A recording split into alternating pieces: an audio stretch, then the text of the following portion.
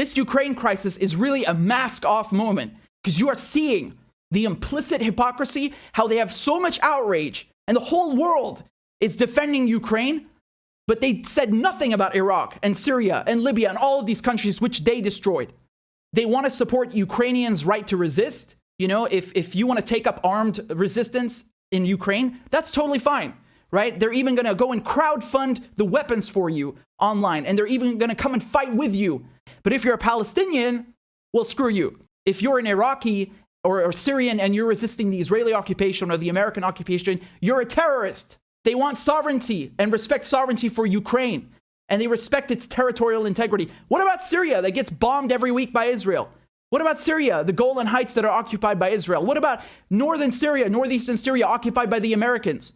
You set the Middle East on fire. Libya, Syria, Somalia, Yemen, Afghanistan. I can't count anymore, man. Millions of people turned to refugees. Millions of people killed, displaced.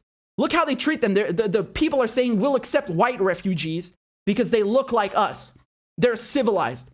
Oh, and Syrians and Iraqis and the people whose lives you destroyed, they're not civilized? They don't deserve to seek refuge? What kind of bullshit double standard is that? The whole point of being a refugee is that you're taken in and you're protected, no matter where you come from.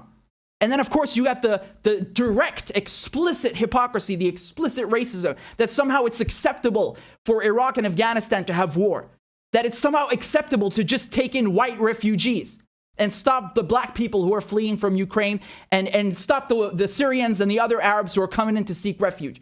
You got these racist hosts on TV talking about, well, you know, it's okay, it's normal for war to be in Iraq or Afghanistan, and we'll take in the Ukrainian refugees because they look like us. They have blonde hair and blue eyes. And every day, it's in the media, it's from the politicians. You know, they want to do everything to give Ukraine weapons, to help Ukraine resist the occupation.